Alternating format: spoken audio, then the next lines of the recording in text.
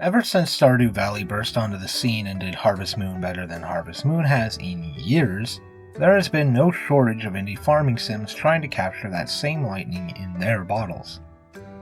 Or at least that's certainly how it seems when you look at the reviews for any indie game with even minor farming elements these days. Game has farming? Stardew-like. Game is also pixel art? That's a Stardew clone.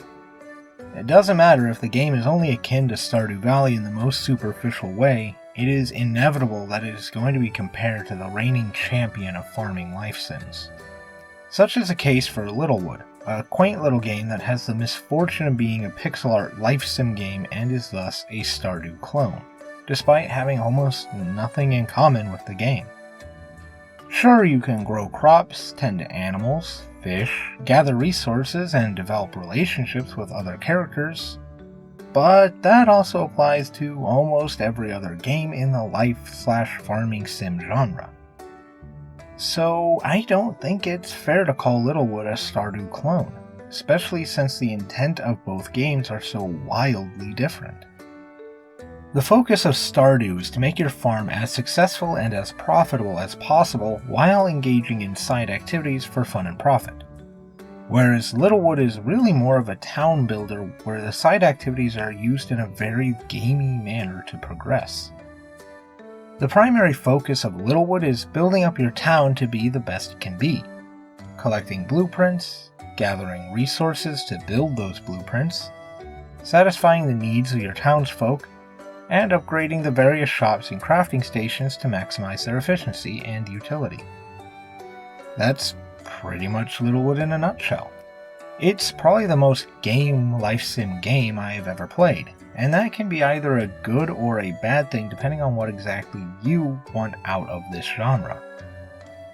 You see, everything you do is done for the sake of progress. Every activity you partake in boosts the related skill until it is maxed out.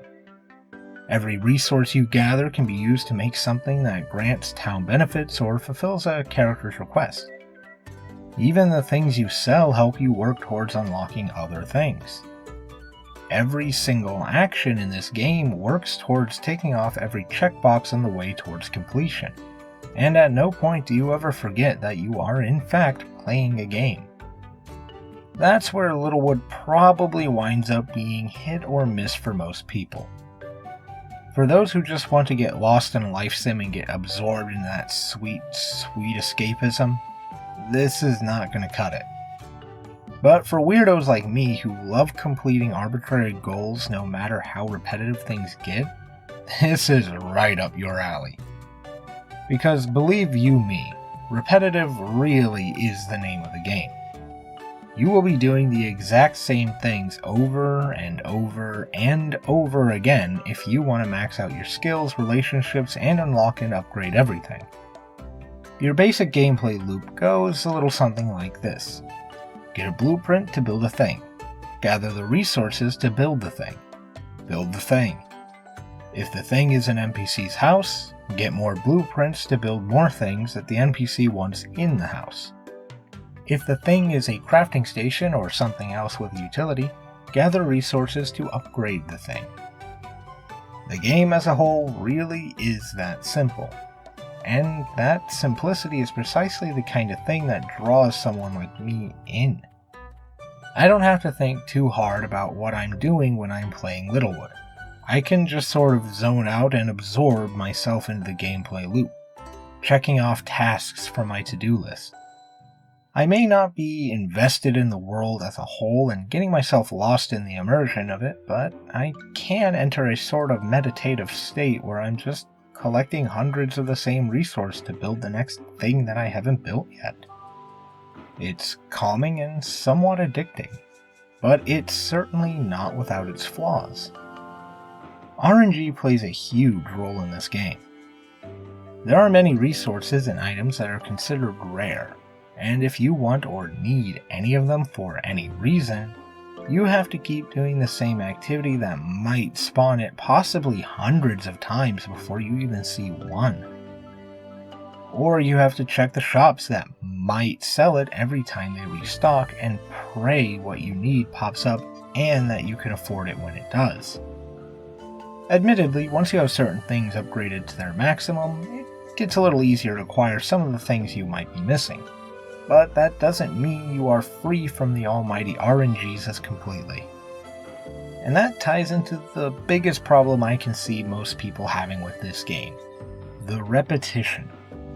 I know I already said that repetition is the name of the game, but it bears repeating that repetition is the name of the game. I'm not exaggerating when I say you will be doing these same things hundreds of times. If anything, I'm underselling it, and you will likely have to do them thousands of times, especially if you want to actually max out your skills and unlock the items from such a feat. It can be a real grind, and by the late game, once you've built most of the things available and are just grinding skills for the sake of it, it gets old pretty quick. Another iffy thing about this game are the townsfolk, who can be a bit of a mixed bag. They don't have a tremendous amount to say, so they start repeating dialogue pretty quickly. And pretty much all of them have fairly tired personality archetypes that have been seen hundreds of times by now. But they're still quirky enough to not be completely boring, and if you want, you can largely ignore actually talking to them, or just speed through their dialogue if you want to try boosting your relationship points with them. Though it is a little odd that almost all of them are attracted to you and make that abundantly clear at times, even if you've never opted to flirt with them. I guess I get why that choice was made, but it can make it a little awkward when a character you have no real interest in starts dropping obvious hints that they're into you. But with all that said, I still had a lot of fun with Littlewood.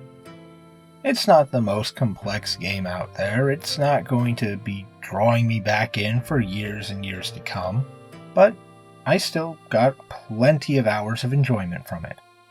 It's a very simple game that you can either pick up for a few minutes at a time, or get hooked on for hours on end. Ultimately, how you react to it depends on what you are looking for in a game and what you want out of this genre. But if what I've said hasn't completely turned you off, consider picking it up and giving it a try. Just don't blame me if Bubsy awakens something in you that you might have wanted to leave dormant.